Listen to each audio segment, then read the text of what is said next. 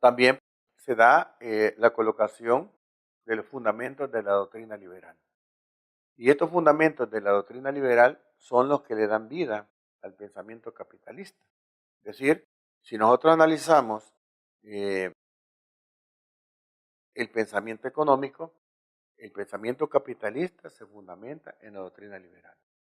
¿Quiénes son los que generan este pensamiento? Bueno, está Adam Smith, David Ricardo, Thomas Malthus, Juan Bautista Sáenz y Stuart Mill. Estos son los que aportan los fundamentos claves de la doctrina liberal en la que se sustenta el pensamiento capitalista. En el periodo de decadencia, eh, dijéramos, podemos encontrar también ciertas características eh, que son bien, dijéramos, claves e importantes identificarlas. En primer lugar, aparecen nuevas escuelas parcialmente disidentes, es decir, que ya no solamente va a ser el enfoque capitalista el que va a tratar de darle una respuesta a el funcionamiento de la economía y de las leyes que lo rigen, sino que están apareciendo otros enfoques. Y estos enfoques, dijéramos, son totalmente disidentes o parcialmente disidentes con el enfoque capitalista. Entonces ya esto genera, dijéramos, ciertas contradicciones que van a, dijéramos, a replantear ciertos enfoques. Se sigue construyendo sus herramientas alrededor de la teoría objetiva del valor. Es decir, eh, la teoría del valor objetivo se sigue desarrollando para tratar de buscar explicaciones a los aspectos, dijéramos, económicos claves. También se dan discrepancias de los clásicos ortodoxos en razón del orden teórico como del orden doctrinario. A nivel de la discrepancia de orden teórico, bueno, estos impugnan el método deductivo abstracto y abogan por el empleo del método inductivo histórico. Ya esto genera una contradicción. Y a nivel de la discrepancia de razón ideológica, podemos en primer lugar, sobre la base de la concepción del mundo. Acá ya se dan diferentes, dijéramos, enfoques que se van, dijéramos, en cierta medida contradiciendo. Está la parte divina, está la parte de la evolución, está la teoría de la espora, es decir, una serie, dijéramos, de enfoques que ya entran, dijéramos, en contradicción. También el régimen de propiedad, que puede ser colectivo o privado, genera también ciertas diferencias, ciertas discrepancias, y lo que se refiere también a el tipo de régimen económico, si va a ser un régimen económico libre o un régimen económico dirigido.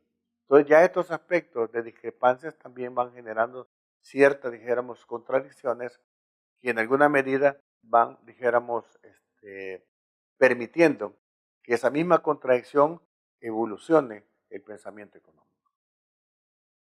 La escuela más importante es la colectivista, con su máximo exponente Carlos Marx, y luego le sigue pues la solidarista. Estas escuelas son obviamente eh, contrarias a la escuela, dijéramos, capitalista, y ahí es donde se empiezan a dar ya esas contradicciones de enfoque, ¿verdad? Porque el sistema capitalista obviamente lo ve desde una perspectiva y obviamente las escuelas colectivistas y solidaristas lo ven desde otra perspectiva. Es decir, entender el funcionamiento de la economía va tendiendo diferentes puntos de vista, diferentes enfoques. Y esto obviamente pues se manifiesta en aquellas contradicciones que miramos en la parte, dijéramos, de- del enfoque, ¿verdad?, que cada una de estas tiene. Entonces, dentro de las corrientes colectivistas más representativas tenemos la sansimonista, la marxista, la anarquista, y las corrientes solidarias, dijéramos, más representativas está la romántica alemana, el socialismo de cátedra, la solidarista francesa, la solidarista alemana, también están las doctrinas sociales de la Iglesia y el socialismo del Estado. Estos son, dijéramos ya, corrientes solidaristas que podemos identificar. La cuarta etapa sería la ciencia económica. Y igual, ¿verdad? Que las anteriores, también se logra, dijéramos, dividir en dos periodos. El primero es el periodo neoclásico y el segundo periodo es el contemporáneo. En el neoclásico podemos también entonces identificar ciertas características propias de esta etapa, como son el análisis neutral de las relaciones económicas, prescindiendo de los elementos ideológicos. Y acá este es como un esfuerzo, ¿verdad?, para tratar, dijéramos, de minimizar las contradicciones que ya se están dando acá en cuanto a entender el funcionamiento de la economía, porque ya están las escuelas, dijéramos, disidentes, como son la marxista, que tiene un enfoque totalmente distinto al enfoque capitalista. Entonces acá, dijéramos, se plantea como un esfuerzo, ¿verdad?, de tratar de hacer un análisis neutral. Sin embargo, esto es prácticamente imposible porque los enfoques se hacen desde perspectivas claras, ¿verdad? Un segundo, dijeron, característica es la reconstrucción de la teoría del valor y el precio de los clásicos, haciendo uso de nuevas herramientas y técnicas analíticas como son el análisis marginal. Y esta parte del análisis marginal lo vamos a ver más adelante para poder entender a qué se refiere este aspecto. Todo esto, dijéramos, buscando pues construir la base teórica de la ciencia económica. Dentro de los neoclásicos, nosotros podemos identificar como una primera generación a Stanley Levens, a Carlos Menger y Leon Walras. Y una segunda generación de pensadores en el área económica son Marshall, Edward, Sarback y Pareto. A partir de 1930, la teoría económica comienza a expandirse en diferentes, dijéramos, dimensiones. En la parte sustancial se incorporan nuevas formas de mercado a la competencia perfecta. Aquí podemos entonces hablar de mercados como el monopolio, el oligopolio, la competencia monopolística y otras estructuras que anteriormente no las podíamos considerar, pero ya acá se toman muy en cuenta.